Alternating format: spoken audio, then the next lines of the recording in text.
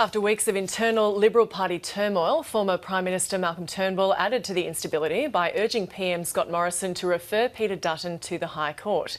Former Liberal Deputy Leader Julie Bishop then refused to confirm how she would vote on a referral, but said there was a need for clarity around all members' eligibility. Well, for more on this and other political stories across the week, from Newcastle, we're talking with Labor MP Pat Conroy, and on Sept, we're joined by Liberal MP Craig Kelly. Craig and Pat, good morning to you both. Yeah, good morning. Great to be. What a wonderful day outside is here. We don't know yet because it was dark when we came in, but looking forward to it. We'll take your word for it. Craig, we'll begin with you. What exactly is Malcolm Turnbull up to? This week we saw him texting mates regarding the pre-selection of David Sharma in Wentworth, tweeting about referring Peter Dutton to the High Court. Is he actively destabilising the party, or does he have a point? Oh, look, Malcolm, yes, he made some calls through to people to vote for Dave Sharma, and it turned out that's what the pre-selectors of the seat of Wentworth did. A fantastic candidate, and I'm sure he's out on the hustings this morning around the seat of Wentworth. So Malcolm's actually made a positive contribution there. Look, it's very difficult when you lose the leadership. He's away in New York, back in here in Australia, especially in Canberra. We're getting on with the job, and that's what we're doing. We've had some great economic figures this week. We've got the surplus to get the budget back to surplus. We've got that in sight. Employment rate, still some fantastic figures about employment growth in the country. So that's what we're concentrating on, and that's what we'll concentrate on all the way up to the next election. Pat Conroy, we've got this disunity playing on the two fronts with Peter Dutton, as we just heard, but also the Wentworth by-election. Do you think the Wentworth Liberals had their revenge? Well, I think it's been a stunning refutation of the agenda of Scott Morrison. Let's just contemplate for a second. Scott Morrison put his leadership authority on the line and says he wanted a female for Wentworth. The Liberal members in the Wentworth just ignored him and put in a bloke. Yet again, proving that the Liberal Party can't be taken seriously on gender equality or decent representation. Then we had Mr Turnbull's intervention on the Peter Dutton referral, quite rightly, in my view, given the cloud that Mr Dutton's under. So we've got a Prime Minister with zero authority within his own show, a Prime Minister who's still presiding over a Muppet show. Craig, do you think that Wentworth voters will have their revenge too at their by-election? Look, it'll be a very tough election to win a by-election. Every by-election is tough. We've seen that here in state politics in New South Wales. We've seen it even back one of the seats that overlaps my federal seat, the seat of Miranda. We had a 27% swing against us in a by-election not that long ago. So this will be really tough. But look, the pre-selectors have picked the best candidate. There were 8 fantastic candidates, all had the opportunity to put their presentation to over 200 pre-selectors. The selection was made of Dave Sharma. He's the great candidate, and I'm sure that the electors around there in Wentworth will be looking at Dave and giving him their support. I don't think there's any doubt, Craig, that that Dave Sharma is the best, according to most people that we've spoken to from the Liberal Party. But was it not a missed opportunity to put a woman in there, given that the Liberal Party will not subscribe to quotas, but both, we were on the show last week, we had Trent Zimmerman as well as Dan Tehan saying we should really put women into safe pre-selection seats, and that's how we're going to boost the numbers. Look, but they failed. Look, I don't think it matters if they fail. I think it's always going to be the matter of selecting the best candidate. Now, there were many fantastic women in that field, but there was also a guy like Dave Sharma, absolutely outstanding candidate. To have someone like Dave representing the seat of Wentworth, it's very hard to think that how you could get a better candidate than Dave. So the pre-selectors have always got to select on merit. Yes, they might think in some circumstances we'll try and pick a female, but where you have someone that was so outstanding, such as Dave Sharma, it was very hard to overlook him. And Pat, Labor has their candidate for Wentworth, and of course the Liberals now do. Kerryn Phelps is a high-profile independent who may put her hat in the ring. She'd have to be a force to be reckoned with, do you think?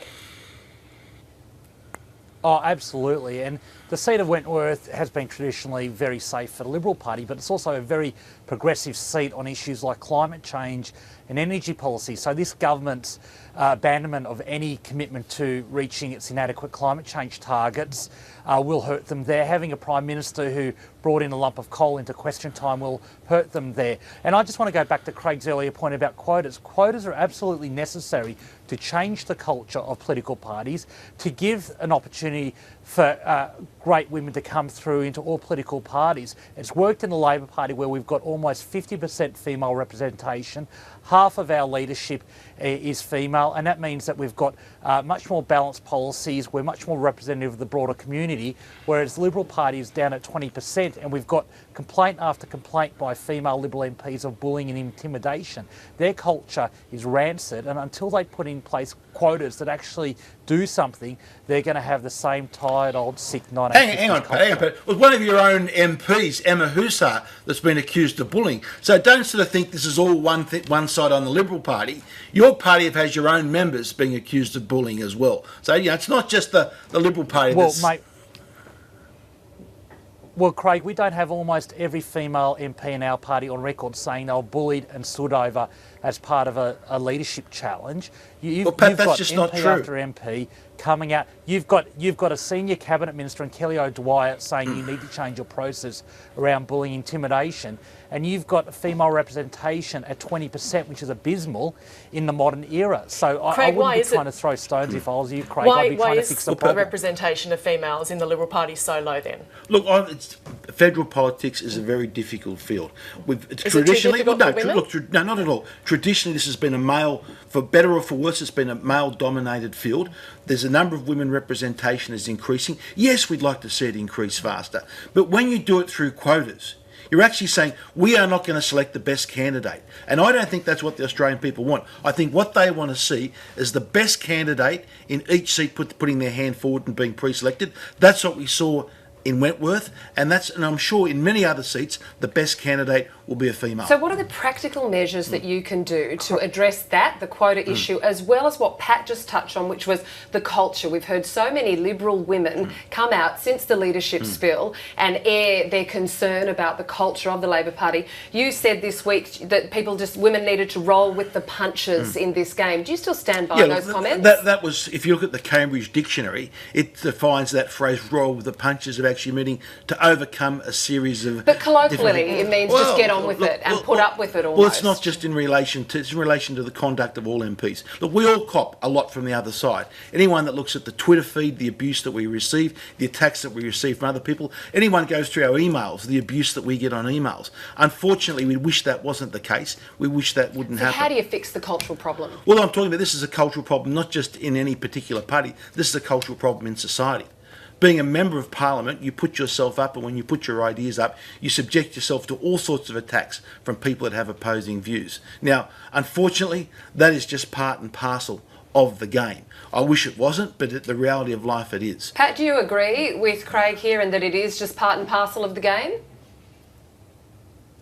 Absolutely not, and we should never accept that. I'm not talking about bullying, Pat. Make sure you're answering what I'm talking about. I am talking about the abuse and attacks that we get when we receive from the general public, Pat. Though I'm not saying it's acceptable at all, but I'm saying it's happened. So I'm sure, Pat, you've had many people attacking you for your views, just like I have, in very many sort of abusive language that you've received. Can I have a go now?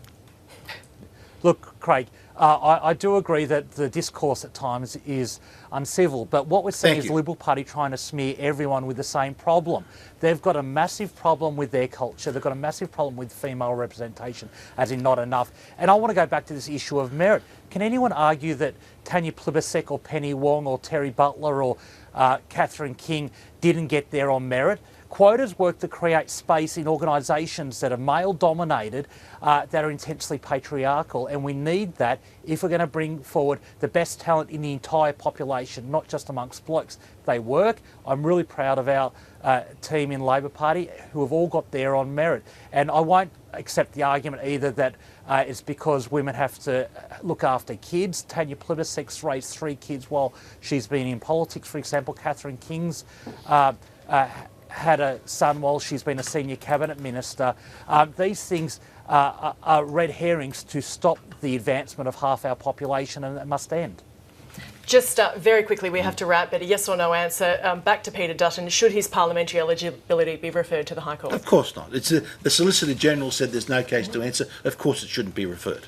All right. Well, Liberal MP Craig Kelly on the set here with us, and Labor MP Pat Conroy in Newcastle. Thanks for joining us. Thanks a lot.